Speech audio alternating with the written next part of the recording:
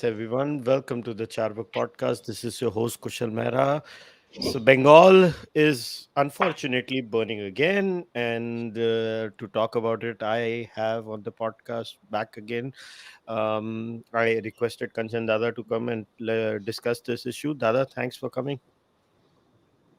Thank you. So, Dada, for the benefit of our viewers and listeners, can I request you to maybe summarize the recent series of events so that everybody knows what exactly has happened? Because it seems that nobody wants to agree on what has happened, also. So, can you maybe start with setting the record straight on that at least first? Well, in a nutshell, what happened was that this year's Ram Navami processions were attacked at various places in Bengal. Uh, they were attacked in just outside Calcutta in Howrah. They were attacked up in the Chicken Neck area. They were attacked in Hooghly, and these were quite vicious, organized attacks. So they not only attacked the yatras, the Shobha yatras, but the next day, which was I think a Friday, after the Friday prayers, the mobs came and again indulged in rioting. And there are very vivid visuals, videos which are going around, which show mobs trying to enter Hindu homes, trying to break down the doors. In one particular video, there was this little girl who was screaming in fear. I mean, she must have been a child, some 5, 6 year old child. And similar violence also happened in Bihar, in the chief minister's constituency. Uh, the, the same violence happened in Jharkhand. Uh, and so there was a pattern to it, and there was an arc to it. And what is worrisome is the Bihar chief minister was busy attending iftars. He didn't have any time either to comment on the violence or the utter failure of his administration. The Jharkhand chief minister, as usual, was missing in action. But the chief minister of West Bengal, Mamata Banerjee, she kept on sort of uh, adding provocation to the situation with her statements. Uh, 3 days before the Ram Navami Shobha Yatras, she made a statement saying that I fear there will be violence there, and the people should remember this is the month of Ramzan, so there should be no violence, etc. Then once violence happens, she starts saying that this was done by the BJP. They entered minority areas, and the expression minority areas then becomes a constant refrain in all her statements. Minority areas, minority areas, minority areas. Uh, the last thing which I would like to say, see, these yatras were not organized by the BJP. They were organized by the VHP and other local organizations, Hindu organizations. And the BJP, of course, had to take up the cause once the attacks happened. Related to this is the fact that the places where these attacks happened, these are the same places where similar Ram Navami yatras or Shobha yatras were attacked last year. So there was a pattern to it. I mean, there's a history to it. And some of the places where the attacks happened are also places which witnessed very, and this I'm talking of other parts of Bengal. These are the places which witnessed vicious, violent, uh, anti CAA agitations. So this was not something which which was provocative. The yatra was not something which was provocative. The usual suspects were waiting for an occasion to come out and riot. And the, the other thing is that Mamta Banerjee keeps on saying, oh, they took an unauthorized route. They had no permission. They didn't take permission to go there. First of all, I think it is absurd. I mean, once permission for a public event has been taken, every inch, every square centimeter of the route does not have to be subject to permits. This is India. This is a free country. This is a democracy. This is not some obscene show. It's a religious Shobha Yatra. But that said, the organizers at various places, at least this is what has come out in the public domain, they had proper authorized letters, or letters authorizing them to, allowing them to take out the yatras along particular routes from the police and from the civil administration. So the claim that they went around in an unauthorized manner uh, is a bogus claim. So, this is broadly the story.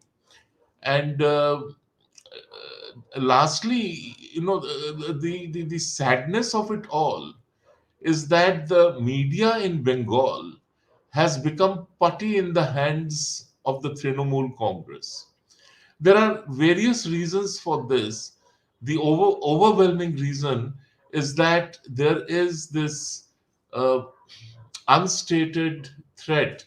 There is this unseen threat, and that results into fear. No journalist there wants to write against the administration. No journalist there wants to report against the administration, because the media house owner is scared or beholden for reasons which we all know, or the journalists are scared or beholden for reasons that we know.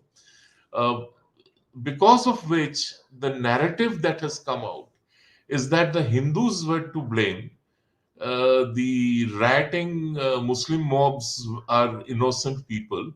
The victim is the bad, the victim is the villain, and the perpetrator is the hero. So, this kind of narrative then got reflected in the Delhi media. For instance, Rajdeep Sardesai, on one of his evening shows, he had Mamta Banerjee on the line, and he allowed her to make a non-stop long spiel on how she is not to blame, her administration is not to blame, the police are not to blame, the poor Muslims are not to blame. All blame devolves on the Hindus and the BJP. And and Rajdeep didn't even care to sort of interrupt her. And the funniest thing is that while he was speaking to Mamta Banerjee on the phone, and it was being broadcast on the screen of India Today, the visuals which were being shown were of rioting Muslim mobs. Now, nothing could be more, stark than this, of the nature of media today in India. And these are senior journalists. They claim to be senior journalists. They claim to have been around for a long time. And if this is their craven approach, if this is their craven attitude, then there is nothing left to be said. Dada, first follow-up question to this, and I'm really grateful to you. आपने बहुत अच्छे से summarize किया है इसको, because I can feed off this now. What is happening in our country that why what is so unique about Ram Navami processions being targeted all the time? And it was very interesting. In fact, on social media, True Indology also shared to debunk Rajdeep Sardesai's claim that this attack on Ram Navami is a modern phenomenon. And True Indology, because I would like to credit the source where I saw it, showed that this has been happening for hundreds of years. That in ancient times also books mention this, that Ram Navami processions are always attacked. Like, what is this unique problem that we face, and why do they crop up in select areas all the time? Like, and is it, can we now say there is a pattern to it, is my question. So there are several parts to your question. Let's begin with the first question. There is this canard that Ram Navami processions uh, the whole idea of celebrating Sri Ram. These are new things in Bengal. This was never seen earlier.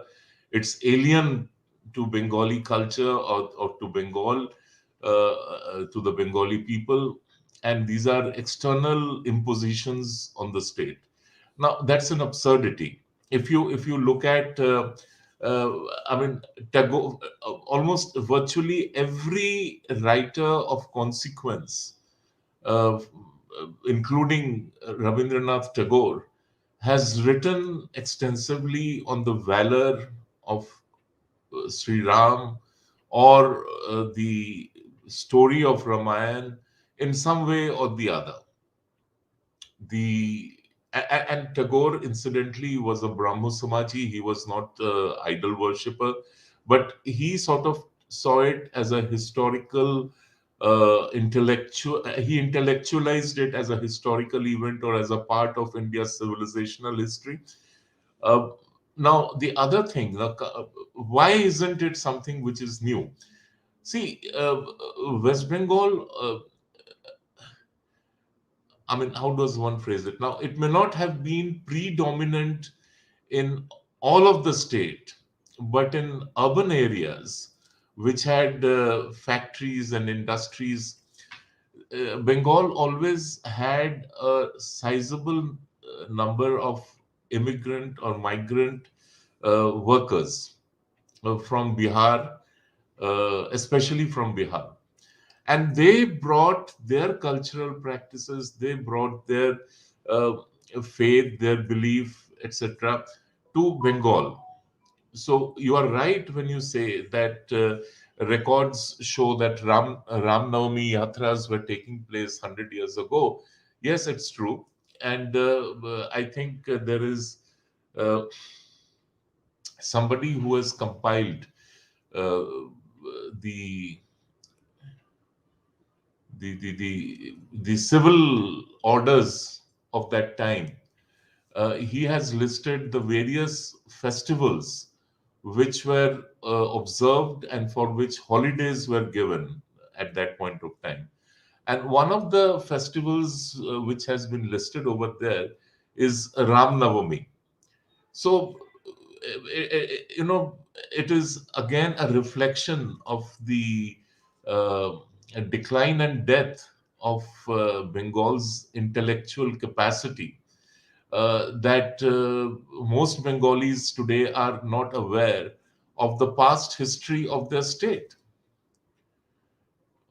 The Bengali intellectual today has an adult mind, and you have the kind of people who are at the forefront are people like Mukulika Banerjee, who squats at the London School of Economics, and the greatest joy in her life is to put down a Hindu student and get him deplatformed from the LSE Students Union election. So, and similarly in America too, in academics over there are several Bengali teachers, and they are also engaged in this, very proactively engaged in propagating views that are that sort of promote deracination of the Bengali, of the Indian, and that's it. I mean, that is today's Bengal story. So I know, Dada, this is a diversion, but can you narrate what exactly has happened? Because genuinely I could not follow up on this story. ये हुआ क्या है basically? ये जो student election वाला लड़का जो था, I know it's not our subject, but could you summarize it? Because मुझे Well, genuinely पता नहीं. I really don't want to digress from what we are supposed to be talking, but very quickly, This is the second time this has happened. Previously, an Indian girl was Rashmi. deplatformed from the Oxford Union elections. And that was because of a campaign led, ironically, again by a Bengali professor over there, calling her out for being a Hindu and a Hindu fascist or whatever, Hindu nationalist. And similarly, this time you have an Indian origin student who's a Hindu who has been deplatformed from the LSE union elections because of a very proactive, aggressive campaign by this professor called Mukulika Banerjee. And she sort of canvassed against him for being a Hindu nationalist associated with the RSS, etc., etc., an Islamophobe, etc. So, what has now, that by itself is a story, but the interesting kahani mein twist which has come up is that she's a close associate of Rahul Gandhi. So she had flown down from London to join his Bharat Jodo Yatra. She was his host when he visited London this time. She organized his meetings, including, I'm told, including the one at the committee room of Westminster. So that adds an interesting twist, and it shows how Rahul Gandhi's aggressive anti-Indianness in both at home and abroad sort of breeds these creatures with very twisted minds. So, I mean, that is the LSE story essentially. Right. Thanks a lot. Now back to the discussion. No, there was I'm trying to, so I followed this handle Meer Faizal 01 on social media. The bio of the handle says 22. I'm assuming that's the age. Journalist, multimedia journalist, Maktub Media, Al Jazeera English, TRT Yeah, yeah, World, I know DW about him. I News. know about him. Yeah. So now I'm just letting people know. So there are a series of videos shared by this young journalist, where there are videos of Azizia Madrasa and Murarpur Mosque in Bihar Sharif. They have been attacked, and there are, the person has shared an entire thread saying that different Look, areas they are look, attacking. So what do we make of that? no, no, look, Kushal. I mean, I have now become very skeptical about these allegations. Uh, you know, the OIC issued a statement a couple of days ago, to which the government of India has responded very strongly, in which they mention this Maktub Media characters allegations. So either these are allegations which have traveled from India to Turkey and other OIC countries, or these are allegations which were framed abroad and imported over here and then disseminated and broadcast by this Maktub Media character. Uh, I don't want to get into that game. Uh, all I will say is that yes, a madrasa did burn down. I mean, at least that is what the evidence till now. But nobody knows who burned it down, how it burned down, who were the people who attacked the madrasa. There is no testimonial evidence to that fact. Even the great Nitish Kumar, Sushasan Babu, his police and his civil administration have no answers to this question.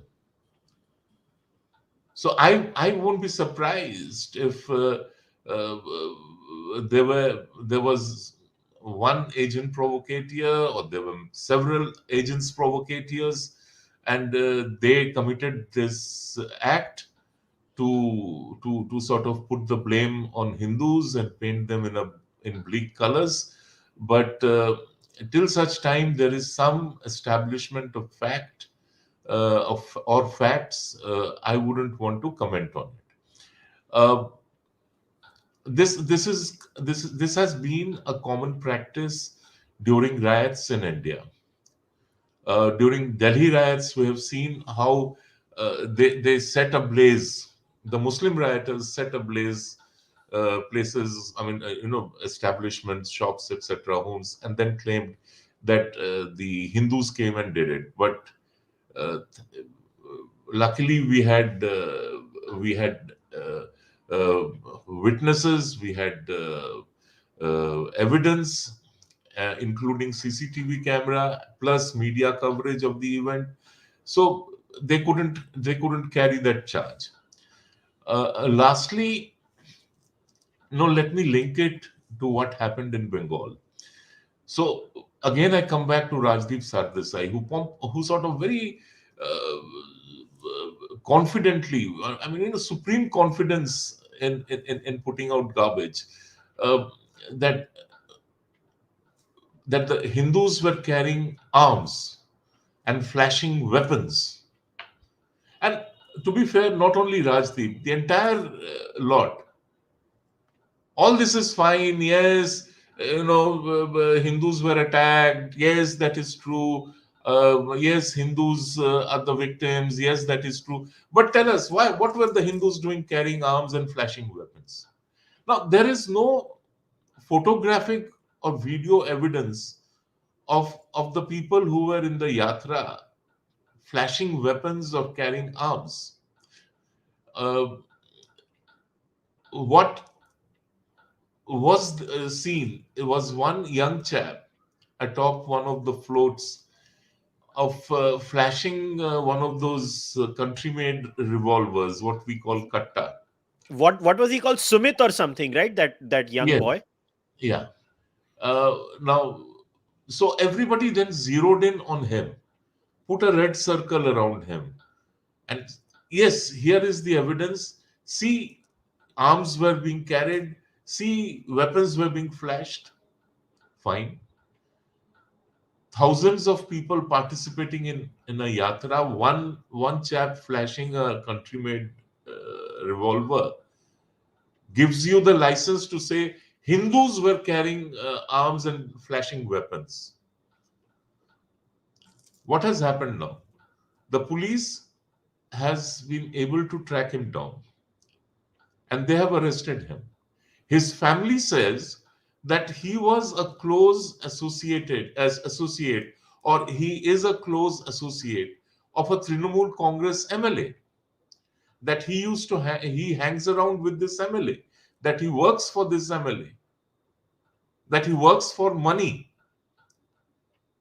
So very cleverly he is planted in the rally. He is told that when the cameras are around, you sort of lift your T-shirt and flash your country-made revolver or katta, and we shall ensure that that footage gets prominence. Now, this is by itself so harmful. I mean, so malicious. And Trinamool has not uttered a word after all these details came out. His mother says that he works for this Trinamool MLA, that he hangs around with the Trinamool people, that he works for money. All those are now in the public domain. They have not even had. I mean, of course, they can't come out and say no. She's talking rubbish. Yep. So Another thing I wanted to ask you, like, are there any specific details? Like Rahul Shiv Shankar had listed, there were 37 arrested for Ram Navami clashes in Howrah. Despite the TMC claiming, quote, outsiders were brought in, all the arrested are locals. Then I don't understand what is this narrative no, about this is outsiders are coming in. Rahul. This is an old trope.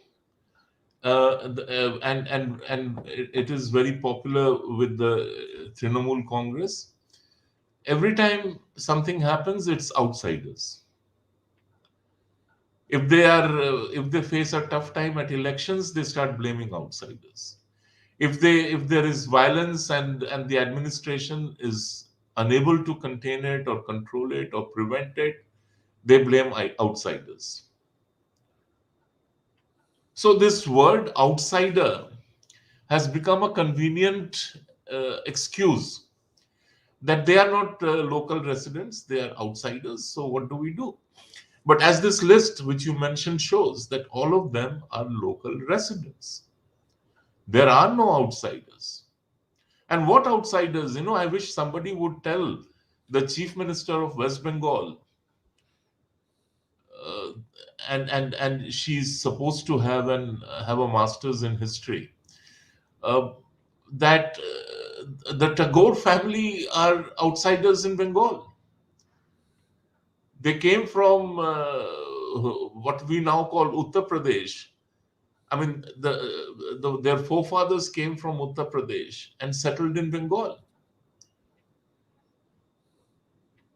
So, who is an outsider in Bengal? All the Brahmins of Bengal are outsiders. They came from Gangapar. So this absurdity, I mean, to sort of uh, excite popular imagination by using the term outsider. In Bangla, it is called Bohiragato. And it's an old game. Shiv Sena has played this game for a long time. Uh, Shiv Sena has done it to death. Now nobody even in Maharashtra takes it seriously or Mumbai takes it seriously. It has fallen off the map. So Trinamool Congress, which is behind the curve, has suddenly discovered merit, political merit, in using the word outsider. But I think we have spoken a lot about these things. I wish we could talk about this whole thing about the minority area or minority areas. Yeah, Uh, I will with, come there, Dada. But did you read the bar and bench tweets where they directly quote? So they say that the sessions judge, and they're quoting there. The sessions judge is saying the letter is written by a sessions judge from Rishra area. He has informed that violence started near his residence, and he sought help from the police, but no help was offered. Anti-social elements, he has said, are roaming on the streets armed with weapons and explosives. He has said that there is a Lord Hanuman temple near his residence, and these anti-social elements are trying to target the said temple. There is a chance, he said, of spread up of communal violence. They aren't getting help from the local administration. Like, even the judges are saying this now. no, that's true. If you look at the videographic evidence of what happened that night, two consecutive nights actually. The first night, the Shobha Yatra was attacked, and the attackers were all Muslims. Then this, I mean, the voice which you hear, the voices which you hear on these videos are of alarmed residents in that area, asking people to close the windows, to shut off the lights, things like that. Bombs being hurled, stones being hurled, uh, and it was like street fighting. And the Sone Pe And Suhaga, street Dada, I fighting think in you the sense, shared this. street fighting in the sense that it was a one-sided fight, in the sense that they were attacking, and this people, the Yatra people, were sort of moving back or taking shelter in gullies. And the police was there. The local police was there, but they just stood around, just as they stood around in Howrah, Shivpur, and other places where violence happened. So they just hung around watching people hurl stones, hurl bombs, run, beat up people with lathis or whatever without moving their little finger. Now, this is the first night at Rishta. 24 hours later, after Mamata Banerjee claims that absolute control has been established, there is no violence in Rishta, nothing happened in Rishta. Please remember, Muslims are observing their month of Ramzan. Uh, it's she makes a long speech. That night, after or close to midnight, they attack the same place again, and they burn down the railway gate, and then they start moving towards Rishra station. And luckily, the railway protection force was able to come out, mobilize itself in full force, and some amount of resistance was put up. But the signaling system was damaged, because of which the rail traffic on that sector came to a halt, and that's a very important sector, the Howrah Burdwan sector. So people on local trains, they were stuck. Families were stuck. Thousands of people. Commuters were stuck. And the administration wasn't bothered. So the sessions judge who wrote or who called, who sought help from the High Court, he has not exaggerated his case even one bit. And because some of us have friends and families in Bengal, we were monitoring the situation on till late night, and we know exactly what happened.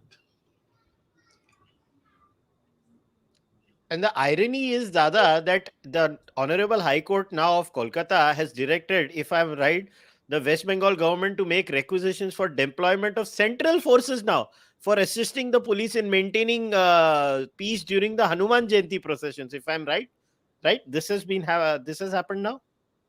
Yeah, because because Mamata Banerjee thinks it's beneath her dignity to seek central forces. She thinks that she can handle any situation, every situation by herself. She thinks that her police is good enough. Incidentally, she also holds the home portfolio in the state government. But there is a problem. The state police has been defenestrated. There are people say that there are clear instructions that the police must never act in a strong manner, especially when her constituents are involved.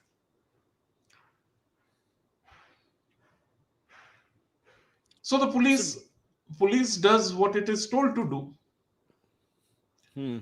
I will just give you a contrast to this. In UP, which also has a sizable Muslim population, we had major Ram Navami celebrations. There were Ram Navami Shobha Yatras in almost every area. But not even a single incident, not even half an incident, not even a quarter incident of violence was reported. Our media is so disingenuous, so, if I may say, so bereft of ethics and values. Nobody has bothered to point out this contrast. That whereas in Uttar Pradesh this used to be the normal, this is the new normal. And the new normal in West Bengal or Bihar or Jharkhand.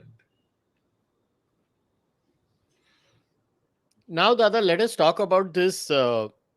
What the hell is this minority area business? Like, are we now coming to a point in this country that we are going to designate areas in this country and uh, like I was absolutely shocked when I heard the chief minister of Bengal saying that you are creating disturbances in minority areas. This is like there's some sort of monopoly that only X people have a monopoly. So what you do in the roads of, and what happens if I go into a minority area and take a Shobha Yatra? Like, what is so wrong in that fundamentally?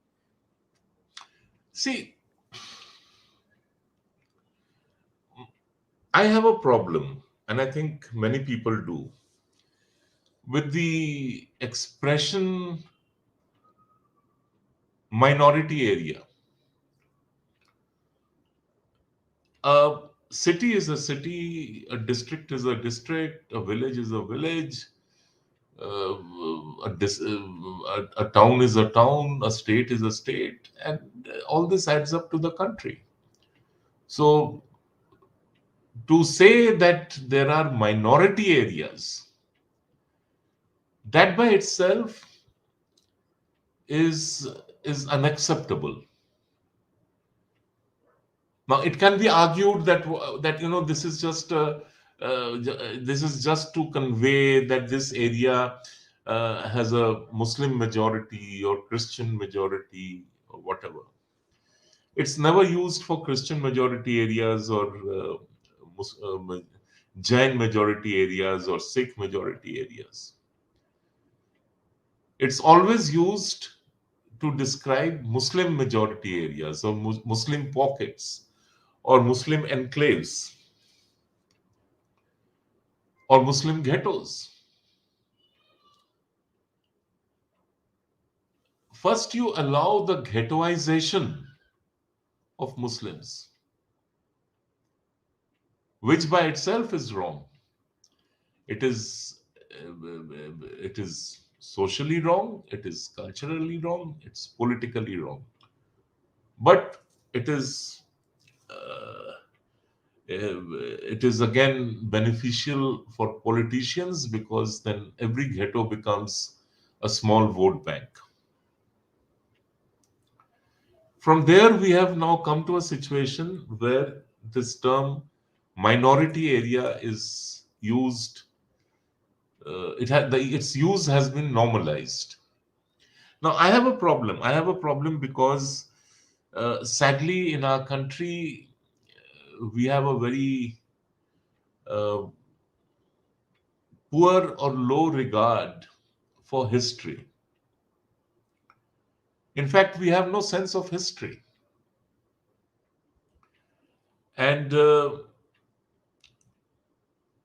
as a result, we have forgotten events that occurred in this country only 75 years ago, or maybe 100 years ago, because events preceded those events. The demand for Pakistan or the creation of Pakistan did not happen overnight. There was incipient Muslim separatism. The Muslim League kept on tapping into it. But let's not forget that the Muslim League was with the Congress till 46. Now, what happened? We had the 1946 elections, the provincial elections, on the basis of uh, uh, communal seats.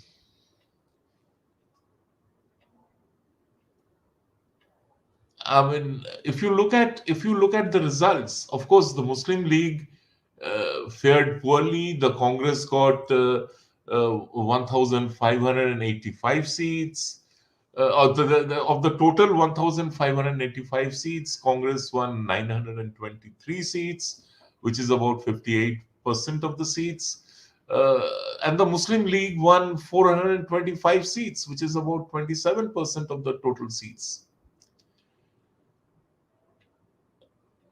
But what is relevant is that the Muslim League captured all the Muslim constituencies in the Central Assembly.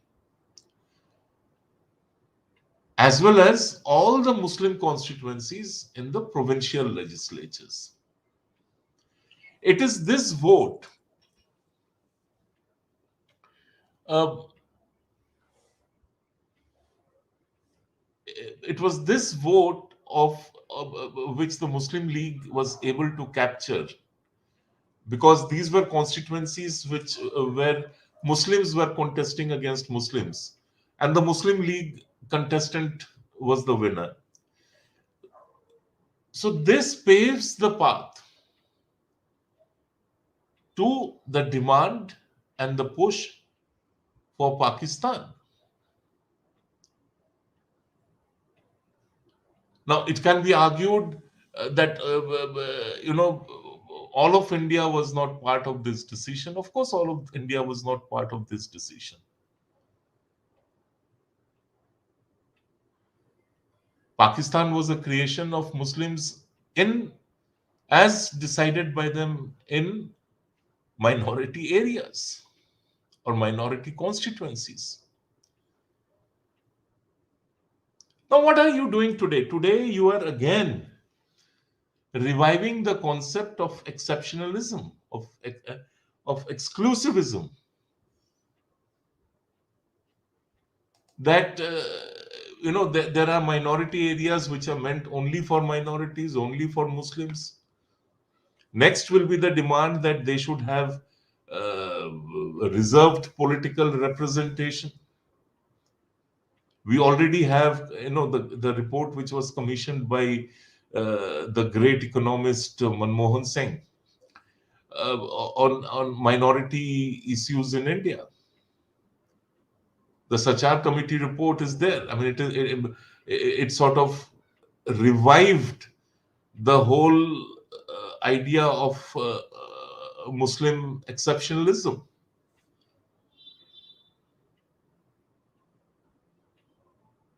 And then to carry it forward. Now, is the politician doing it intentionally, or is it just lazy politics? Now, that is something, I mean, your guess is as good as mine. But my thing is that politicians in India should be extremely, extremely careful when they start banding around terms like minority areas. Minority areas then become minority districts.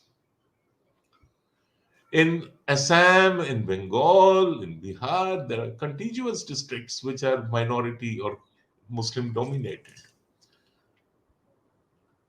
So if you are going to concede that it's meant only for them, they are then going to demand that why should we need to stay with you? We are good as we are.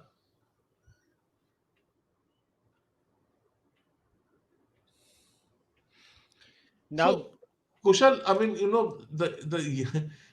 the young of India must make an effort. We are celebrating 75 years of independence. But the young should make an effort to read about the 75 years before independence or 100 years before independence. There is a reason why I'm saying this. Because I think the Marxist historians and the leftist stooges uh, of Nehru Parivar, they have done great disservice to this country by completely wiping out the backdrop of India's partition, what led to it, what caused it, what led to the demand, what caused its creation, Pakistan's creation, and what were the consequences.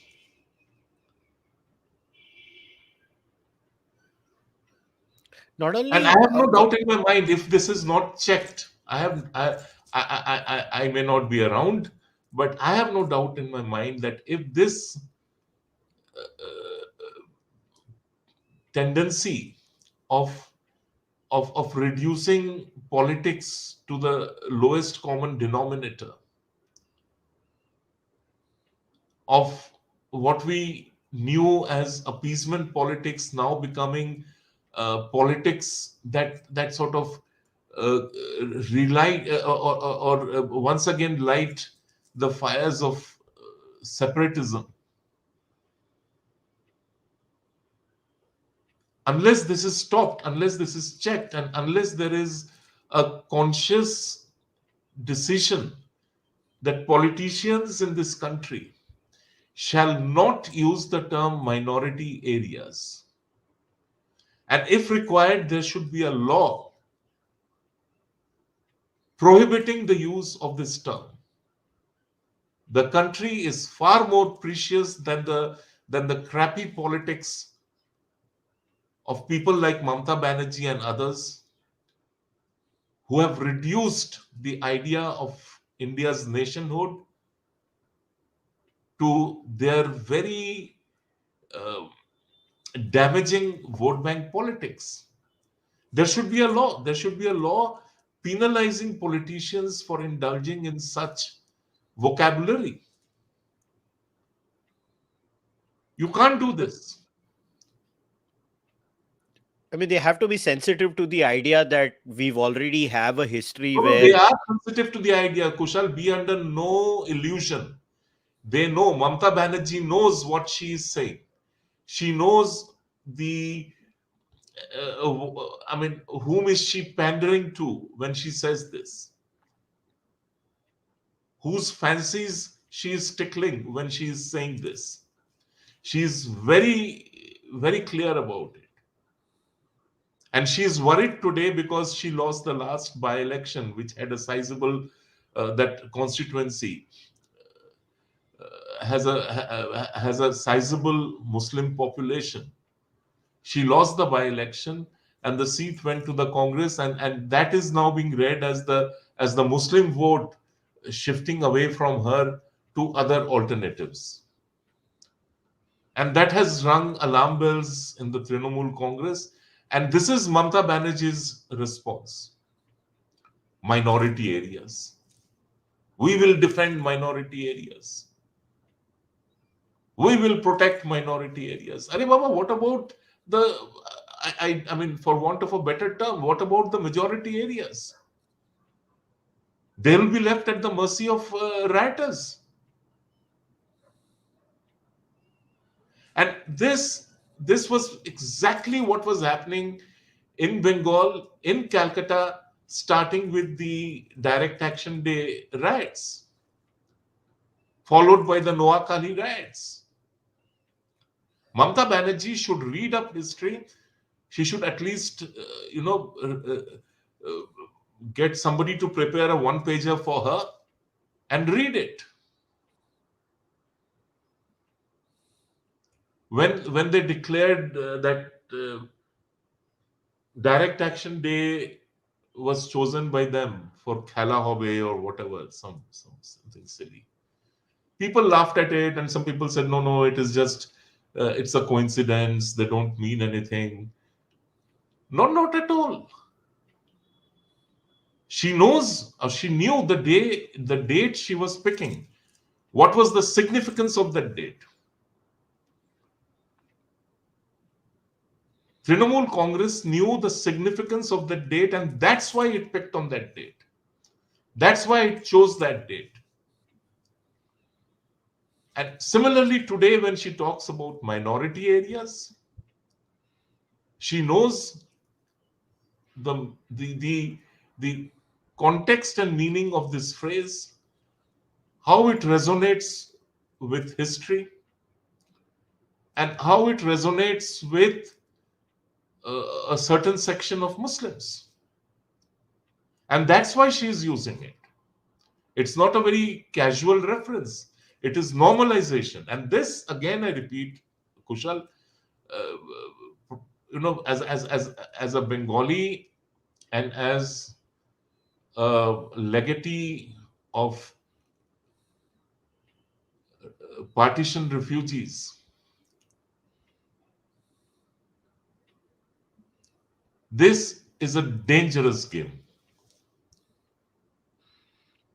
This Yeah.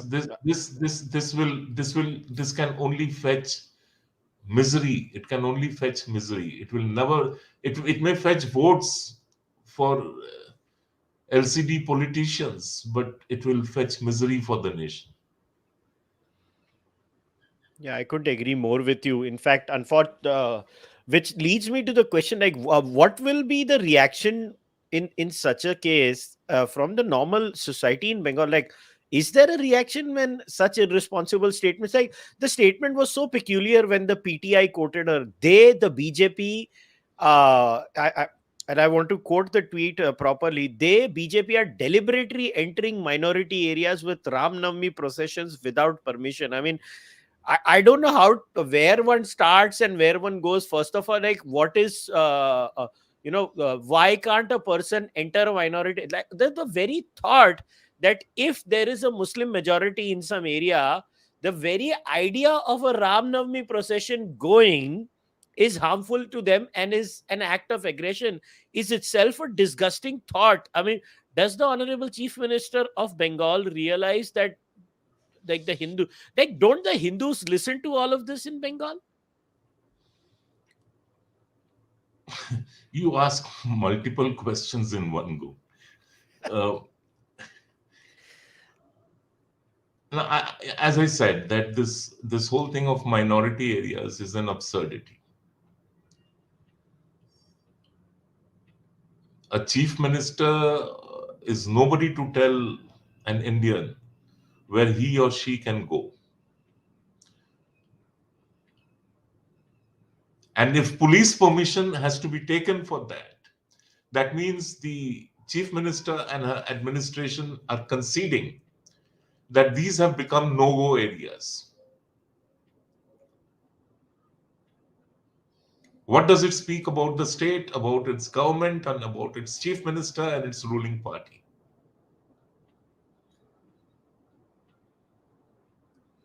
Two, the BJP has as much right to reach out to Muslims in minority areas as Mamata Banerjee has or her Trinamool Congress has. She cannot issue a fiat saying that you are prohibited from doing so. And lastly, as I said that, and I say this with great sorrow, with great sadness, the Bengali Bhadralok class is now so supine, so spineless that they do not have the courage to stand up and resist. The middle classes are worried about where the next meal is going to come from. West Bengal's economy is in a shambles, the state is broke, there is no industry happening, there are no jobs happening. The educated Bengali, young Bengali man or woman is leaving the state for to sort of look for livelihood elsewhere. Recently, I was on a in a discussion panel with Swapan Das Gupta, and he mentioned a startling fact that there are 12 lakh Bengalis in Karnataka. Now, these 12 lakh Bengalis are not in Karnataka because, and I would presume mostly in Bangalore and the IT belt. They're not there because of the weather.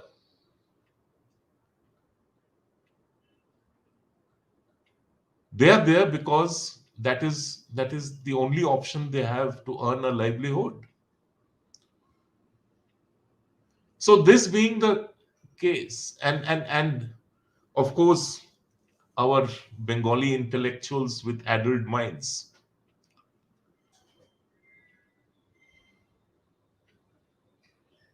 who are busy in leading malicious disinformation campaigns or canvassing against India, against the government of India from foreign shores. So this is today's Bengal.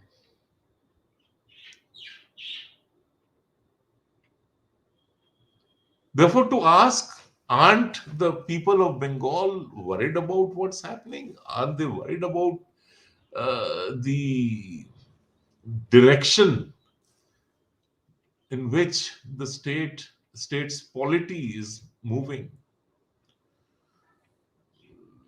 That question will never fetch a reply.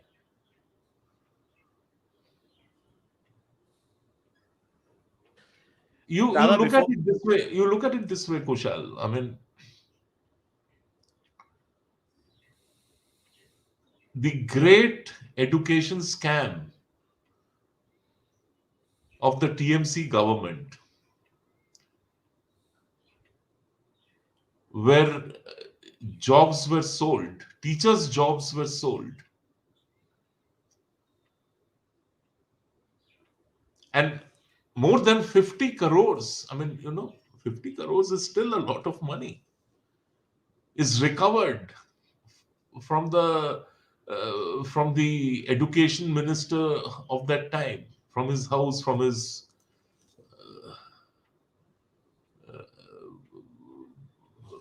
mistress's house or whatever.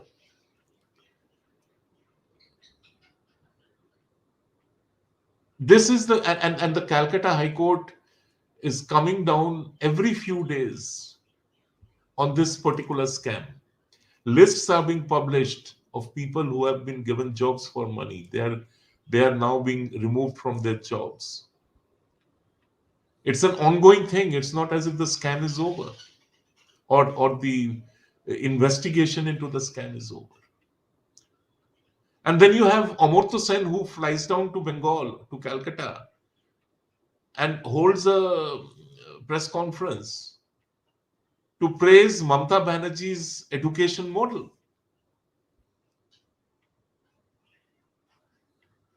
So you have a Nobel laureate in economics who actually praises a model of corruption. And this is today's Bengal.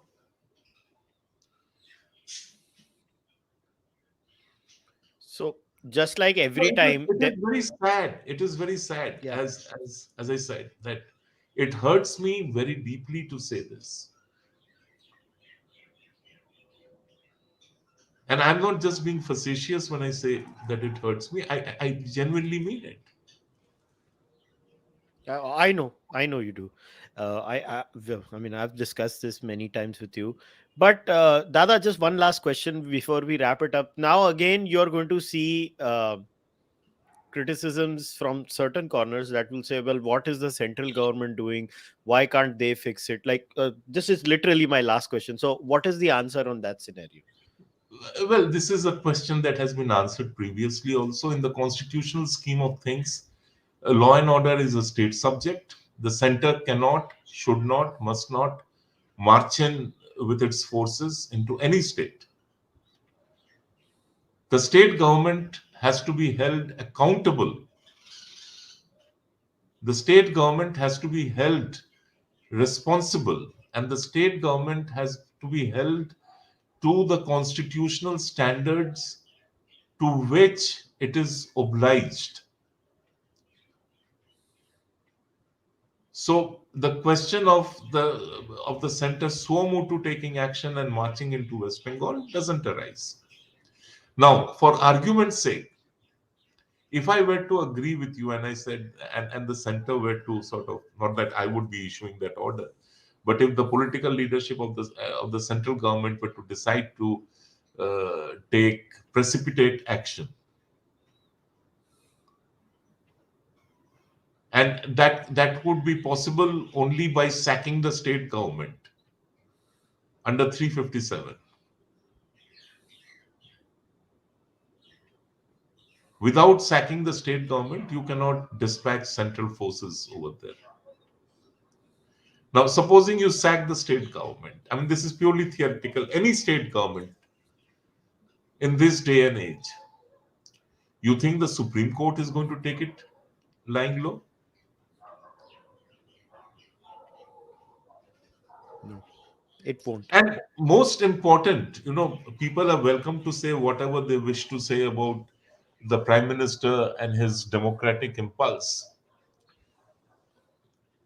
The Prime Minister is very clear in his mind. Nothing that weakens the fundamentals of our democracy, which includes the separation of responsibilities between the central government and the state government and the joint responsibilities, these have to be held sacrosanct. Law and order, public order, law and order is a state subject, a constitutionally mandated state subject. Unless it's a federal crime, which then becomes uh, a responsibility of the central government, like terrorism, or when the NIA moves in or the CBI moves in. The This is non-negotiable, and it sort of, it's a debate which should never have happened. Again, it shows how ill-informed people in this country are about the constitution and its contents. I don't blame them. The education system is to blame. And people who devised that education system, which would keep the citizen ignorant about the constitution, they did so purposefully, because they did not want citizens to become empowered. But responsible citizens should check the constitution. And the constitution says law and order is a state subject. State has to be held accountable. As I said, I can only repeat, state has to be held responsible, and the state has to be held to the standards prescribed by the constitution, because it exists on the basis of that constitution. I agree, and I hope the state does. And if it doesn't, I hope the people of Bengal vote this current government out, because that's the only way out of this conundrum. I mean, simply cannot live in a unhealthy situation like this, where Hindus can't even take out Ram Navami or Hanuman Jayanti processions until and unless they are not going through certain areas and they are not attacked. I mean, this cannot be an healthy situation. But Dada, once again, thanks for coming on the podcast. As always, and hopefully मैं आपको अगली बार कोई अच्छे subject के लिए बुलाऊं, मैं इस sir के दर्द के लिए नहीं बुलाऊं. Thank you. All right, guys, we'll wrap today's discussion up. As always, you can follow Kanchanda on social media. The links will be in the description of the podcast. Please subscribe to the channel, like the video. Also, if you are an audio listener, you can leave a rating on iTunes or on Spotify, and become a member on YouTube, Patreon, Fanmo, wherever you are, or buy the merch. I'll see you guys next time. Until then, namaste. Take care. Bye bye.